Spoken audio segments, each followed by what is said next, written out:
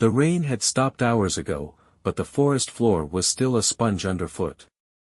Emily adjusted her backpack, the leather straps digging into her shoulders as she trudged deeper into the woods. Above, the canopy of ancient oaks blocked the silver moonlight, leaving her in an oppressive darkness. Her flashlight beam trembled, illuminating the narrow path ahead. "Are we sure this is the place?" she asked, her voice betraying her unease. Behind her, Andrew, her older brother, laughed nervously.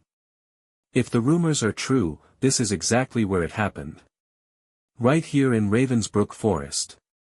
Emily shot him a glare. "I'm just saying, it's one thing to talk about haunted woods in the safety of your apartment, but now we're actually here. What if? What if what?" Andrew interrupted, smirking. "The headless huntsman comes galloping after us? Or maybe the lost miners rise up from the ground?"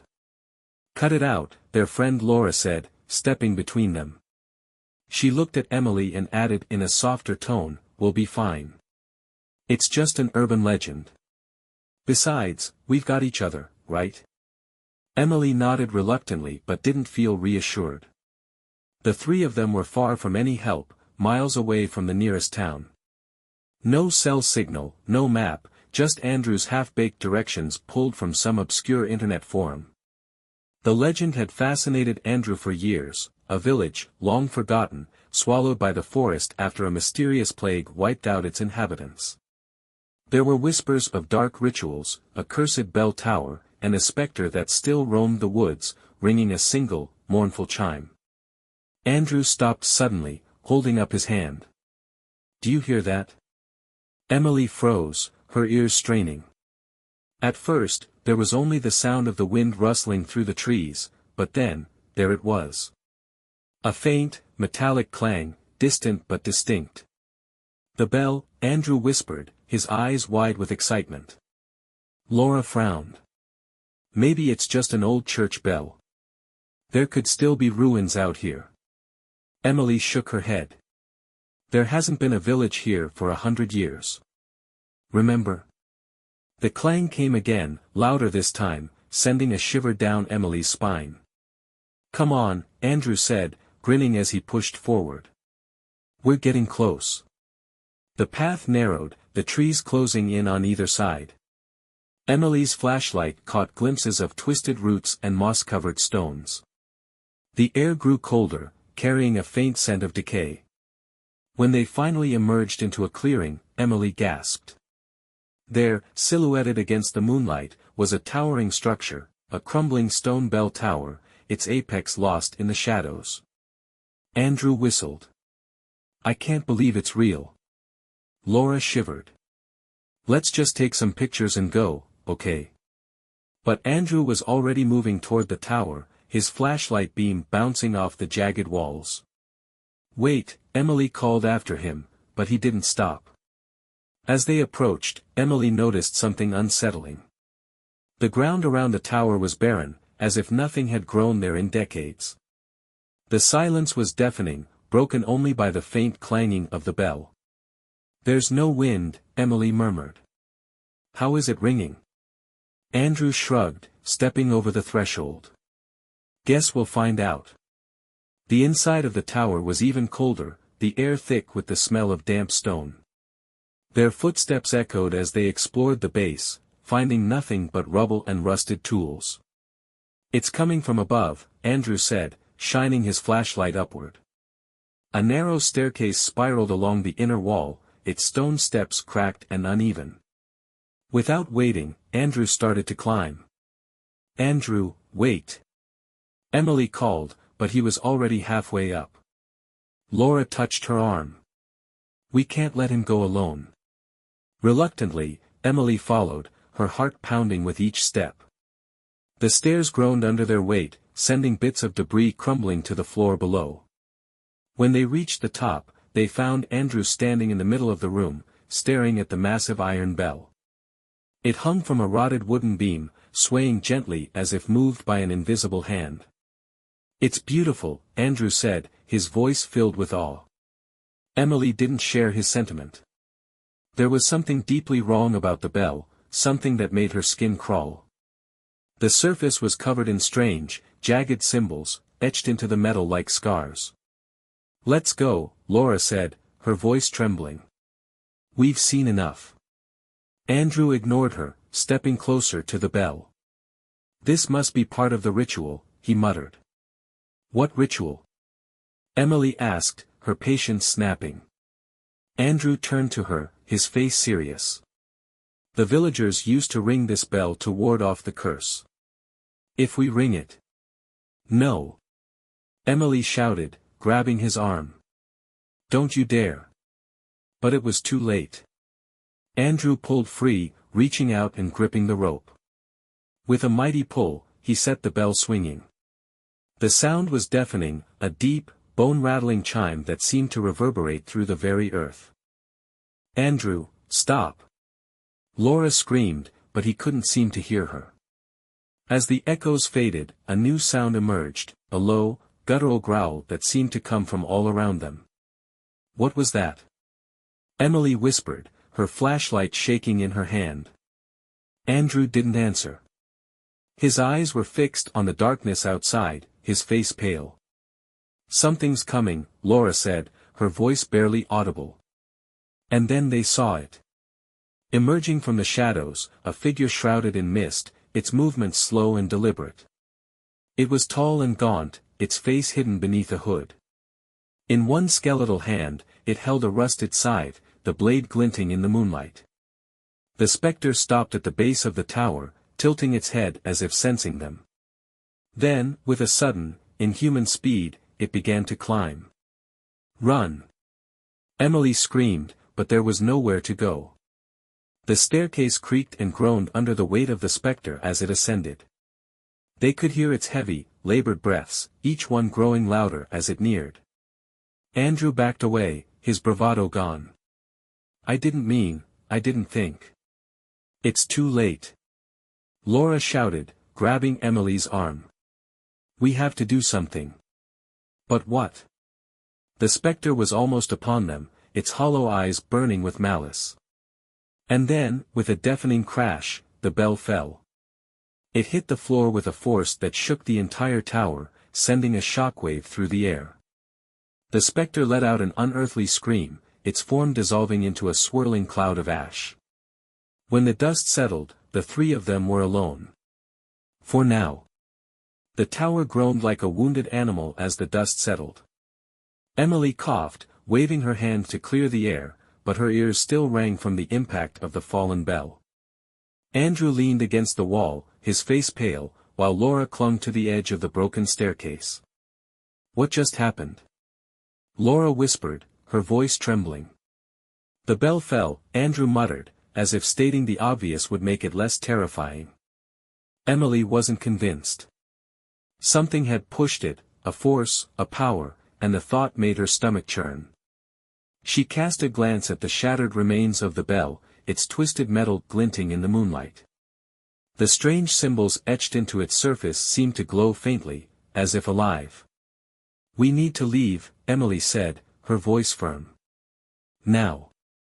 Andrew nodded, too shaken to argue, but as they turned to descend the crumbling staircase, the temperature in the room plummeted.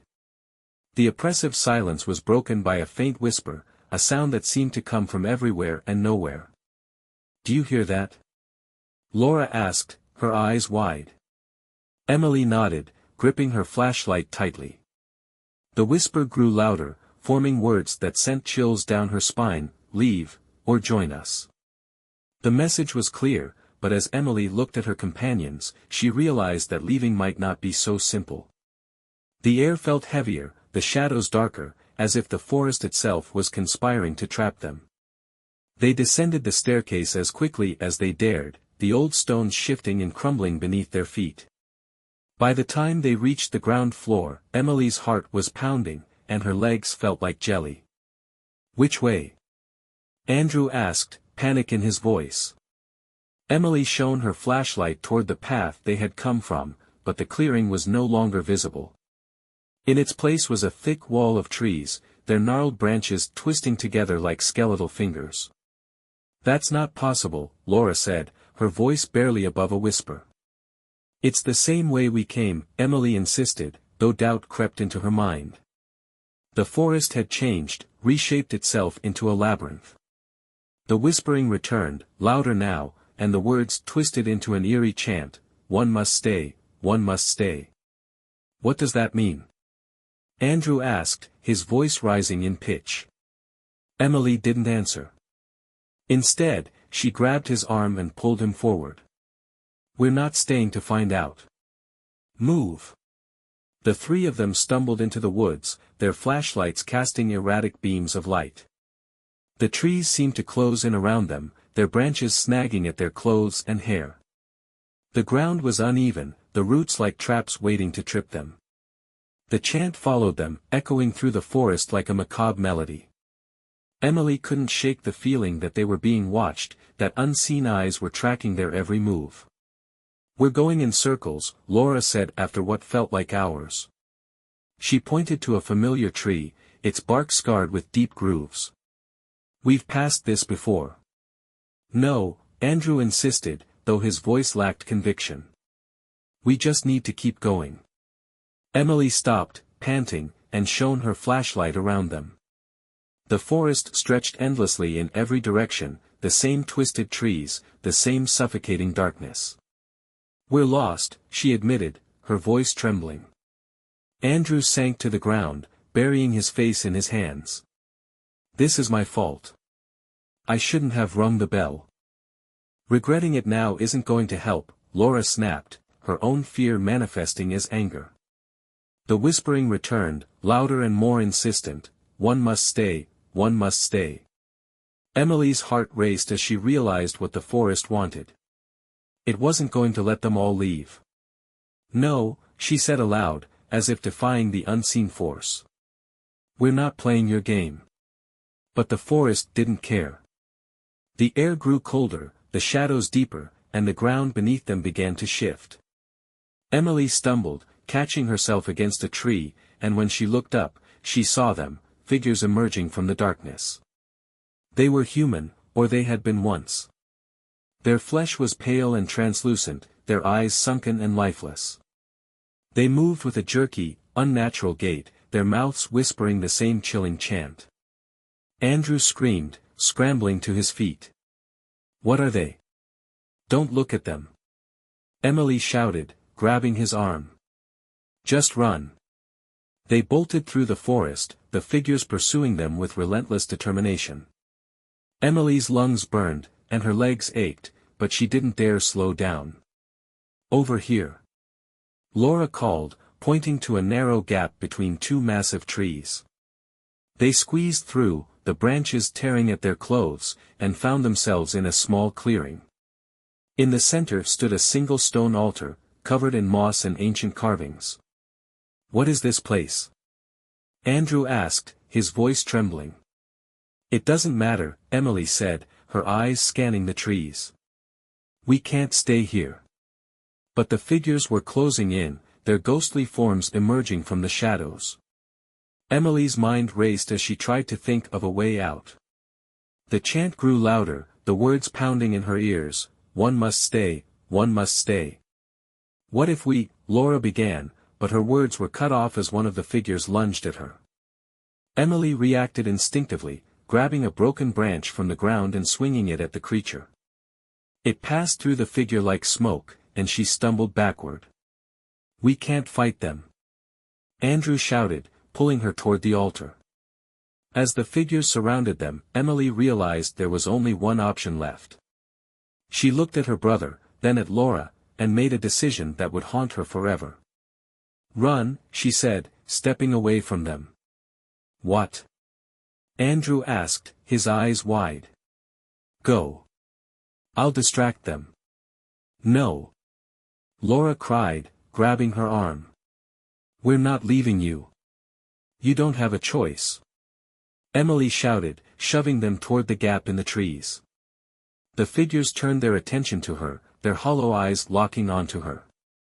She backed toward the altar, her heart pounding, as Andrew and Laura disappeared into the forest. The figures closed in, their whispers now a deafening roar. Emily stood her ground, tears streaming down her face, as the darkness consumed her. The forest seemed to exhale as Emily vanished into the darkness. Andrew and Laura stumbled blindly through the trees, the whispers fading into an eerie silence. The air felt lighter, the oppressive weight lifting with each step, but the guilt hung heavy between them. "We left her," Andrew whispered, his voice breaking. "She made us leave," Laura snapped, though her own voice trembled. "Do you think I wanted to go?" Andrew stopped, his chest heaving. "We have to go back. We can't leave her there. We'll only die too." Laura shouted, tears streaming down her face. "Do you think that's what she wanted? For us to get caught?" Andrew clenched his fists, his jaw tight. He hated the logic of her words but couldn't argue against them. "We'll come back with help," he said, his voice shaking. "We'll find her. I swear." But as they pressed forward, Andrew's resolve wavered.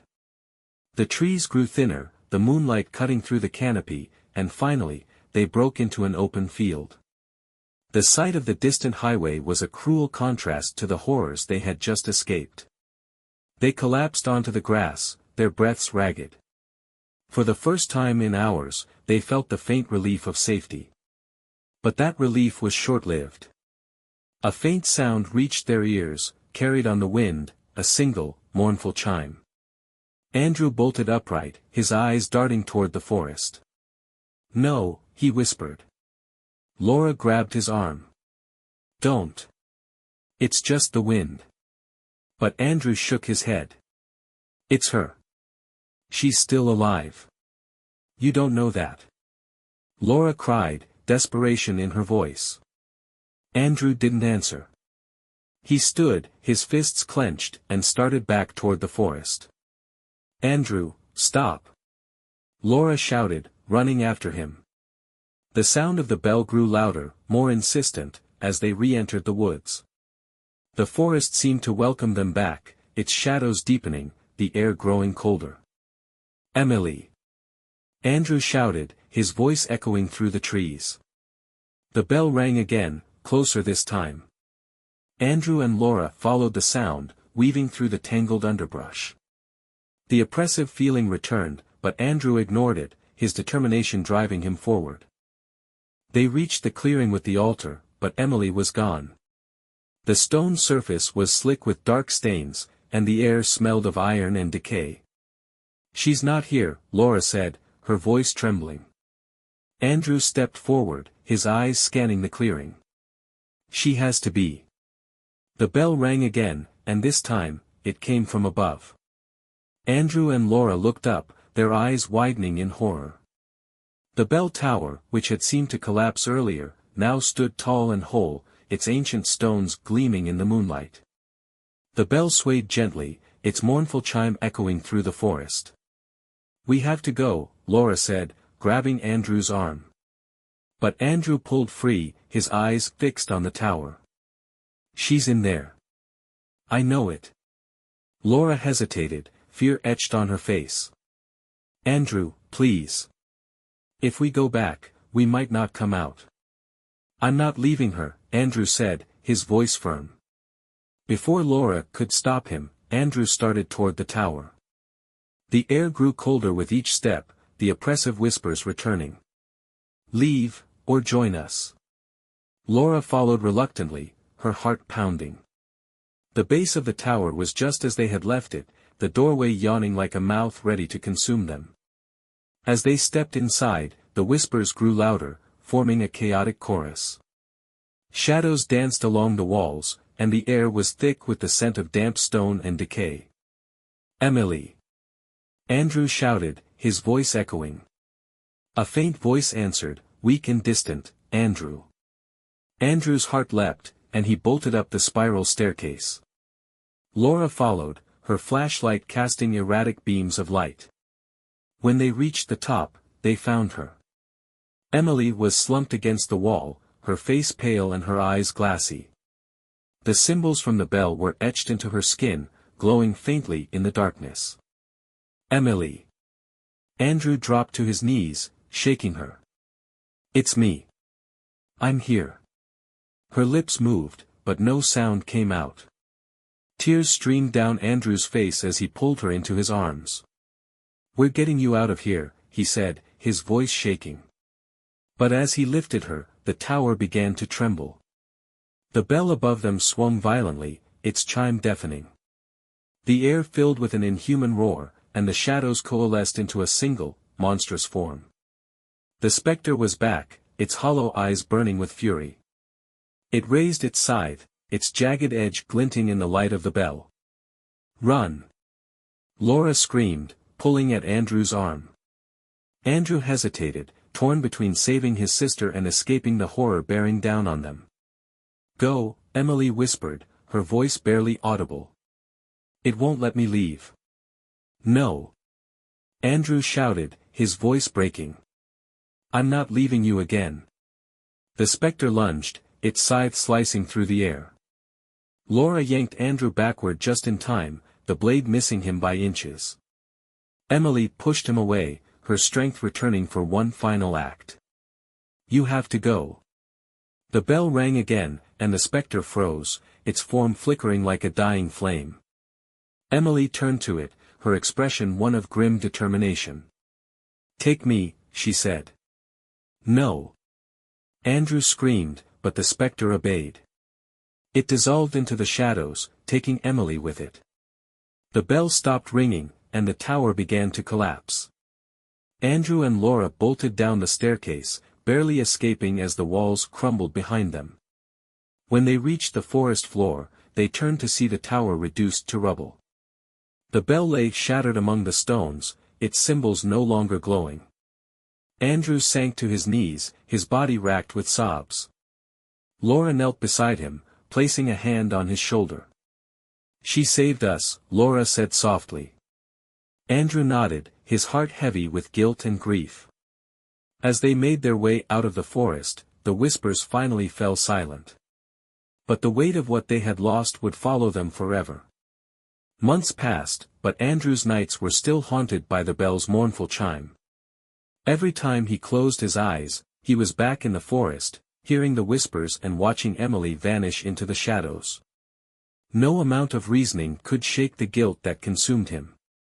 Andrew tried to move on, throwing himself into his work, his hobbies, anything to distract him from the nightmares. Laura called often, checking in, but even her voice carried the weight of shared trauma. One evening, Andrew sat in his dimly lit apartment, staring at the photograph on his desk. It was of him, Emily, and Laura, taken just days before their ill-fated trip to Ravensbrook Forest. Emily's wide grin pierced his heart. She'd been the glue holding their small group together. Without her, everything felt fractured. A knock at the door pulled him from his thoughts. Andrew frowned, glancing at the clock. It was almost midnight. He wasn't expecting anyone. Cautiously, he opened the door. No one was there, but lying on the welcome mat was a small package, wrapped in brown paper and tied with twine. There was no return address. Andrew hesitated before picking it up. The package was surprisingly heavy, and a faint metallic scent wafted from it. He carried it to the kitchen, setting it on the table, and carefully unwrapped it. Inside was a rusted iron bell, its surface covered in the same jagged symbols that had been etched into Emily's skin. Andrew's breath caught in his throat. "Impossible," he whispered, his hands trembling. A folded piece of paper lay beneath the bell. Andrew unfolded it, the handwriting immediately recognizable as Emily's. "It's not over." The room seemed to tilt, and Andrew gripped the edge of the table to steady himself. His mind raced. Had Emily written this before she disappeared? Or had someone else, something else, left it here? The bell let out a soft chime, and Andrew staggered back, his pulse hammering in his ears. He hadn't touched it, hadn't moved it, but the sound echoed through the room like a warning. The lights flickered, and a cold breeze swept through the apartment. Shadows danced along the walls, taking on shapes that twisted and writhed. Andrew grabbed the bell and hurled it into the sink, its clang reverberating through the small space. The shadows vanished, and the room fell silent once more. Breathing heavily, Andrew leaned against the counter. He needed answers, and there was only one person he could turn to. Laura's face paled when Andrew showed her the bell the next morning. "No," she said, backing away. "I don't want anything to do with this." "We can't ignore it," Andrew said, his voice desperate. "Emily's trying to tell us something." "Or the forest is," Laura countered, her eyes narrowing. "Don't you see? It's trying to pull us back." Andrew placed the bell on the coffee table between them. "I can't just leave it. If there's even a chance she's alive." "She's gone, Andrew," Laura interrupted, her voice breaking. "She saved us, and we left her behind. That's the end of it." Andrew clenched his fists, his jaw tightening. "I refuse to believe that. She's my sister. If it were me, she'd do everything to bring me back." Laura stared at him, her expression softening. "And if we go back, we'll die. Is that what you want? For her sacrifice to mean nothing?" Andrew didn't respond. He couldn't. That night, the dreams returned. Andrew found himself standing in the forest, the bell tower looming in the distance. The air was thick with fog, and the whispers surrounded him, growing louder with each step. In the dream, Emily stood at the base of the tower, her face pale and her eyes glowing with an unnatural light. She raised a hand, pointing toward him, and her lips formed the same chilling words, "One must stay." Andrew woke with a start, sweat soaking his sheets. He sat up, his breath ragged, and looked toward the corner of the room where the bell now sat. Its symbols seemed to pulse faintly in the darkness. He made his decision. By dawn, Andrew was standing at the edge of Ravensbrook Forest, the bell in his backpack. He hadn't told Laura where he was going, she would only try to stop him. The forest felt different this time, quieter and more watchful. Andrew moved cautiously, the path somehow familiar despite the shifting landscape. As he approached the clearing, the bell grew heavier, its presence a constant reminder of what awaited him. The tower stood as it had in his dream, whole and imposing. Andrew stepped inside, his heart pounding, and began the ascent. At the top, the bell's rope hung limp, and the room was silent. But Andrew could feel the presence of something watching him, waiting. He placed the rusted bell on the ground and stepped back. "I'm here," he said, his voice echoing in the chamber. "Take me instead. Just let her go." The room trembled, and the shadows coalesced into a figure. It wasn't the specter he had seen before, but something far worse. Its form shifted and twisted, its face a grotesque mask of Emily's features. "Stay," it whispered, its voice a chilling echo. Andrew's knees buckled, but he forced himself to stand.